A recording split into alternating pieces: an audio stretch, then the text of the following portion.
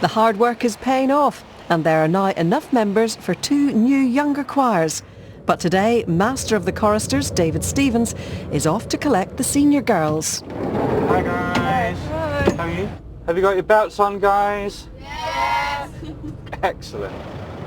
The music staff have to spend a fair amount of time driving around. Although we do now have 2 extra drivers to take the pressure off a bit. We tried without the buses and it just took far too long and rehearsals were delayed too much. Generally they're in a good mood, especially if it's sunny like today. Yeah. The future of St Anne's choirs looks bright, with 6 daily choral services each week. To be able to go in and share your love of something and see children and maybe thinking, gosh, if I can sing and have great fun and achieve in music, then maybe I can achieve everywhere, and that gives me massive pleasure. The choir school project is ongoing, but it may not be long before the junior members are regularly taking part in choral evensong at St Anne's. And so it's left to the senior girls and lay clerks of St Anne's to sing for us now a prayer of St Patrick.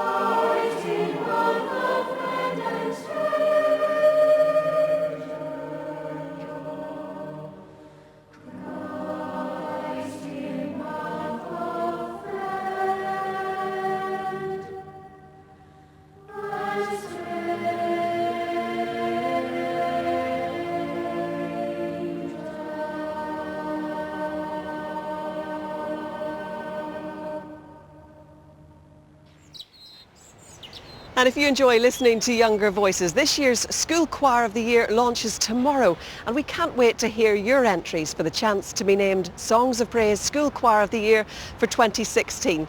Go to bbc.co.uk/Songs of Praise, where you'll find all the details, terms and conditions. You will have until the 14th of November to get your entries in, but in the meantime, here's one of this year's senior school semi-finalists from Belfast.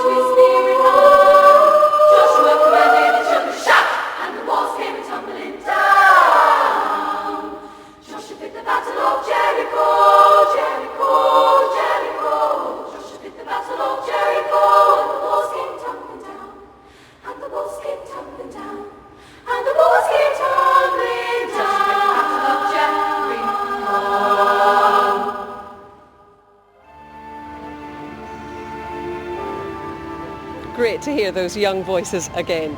Now, for centuries, British missionaries left these shores to share their faith with nations who had never even heard the message of Christianity.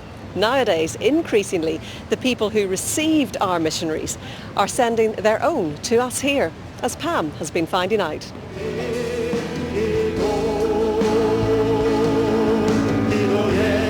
This is Kwangmyung Presbyterian Church in South Korea, where last week 350 of its members were preparing to jet off to the UK.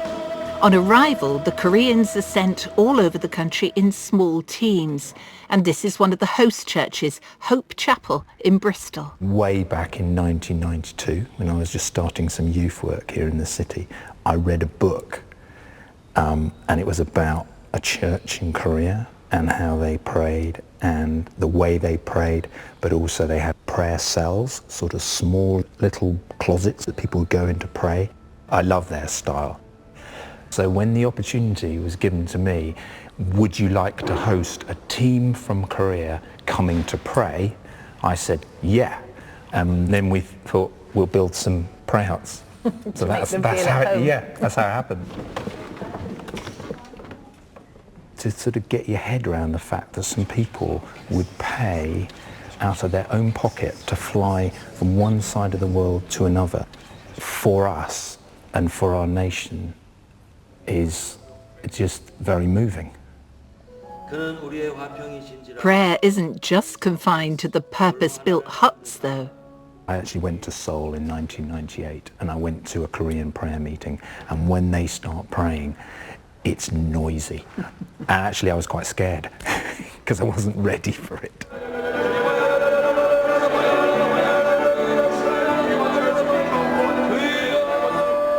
The prayer continues into the night, often in a quiet and reflective way, but the volume and energy increases again as their church leader, Pastor Choi, arrives. Why have you brought 350 members of your church here to the UK? First of all, we South Korean Christians carry huge appreciation to British people because of many missionaries. Because of that, we have seen God's blessing in our land and the growth of church and many people being saved.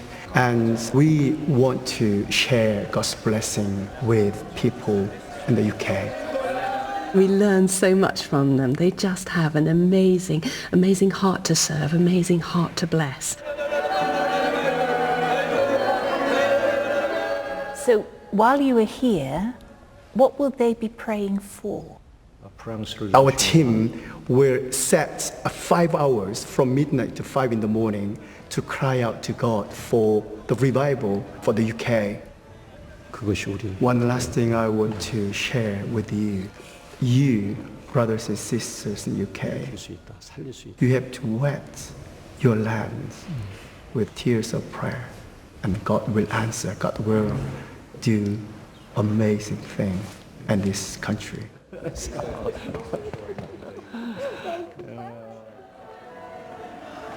it's really quite late now and I'm going to leave them to it, but what an experience. You don't have to speak the language, do you, to understand the message? People from different sides of the world united in the loving fellowship of prayer.